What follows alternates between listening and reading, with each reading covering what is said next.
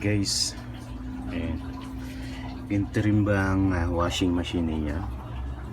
So check natin to. Ito yung filter niya, yung sala niya. Tingnan natin. So medyo matagal na natin ito nabuksan. So tingnan natin kung ano naman. Oh my god, tingnan guys.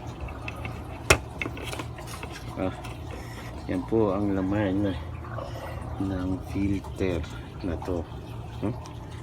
My god, punong-puno na. Kita nyo?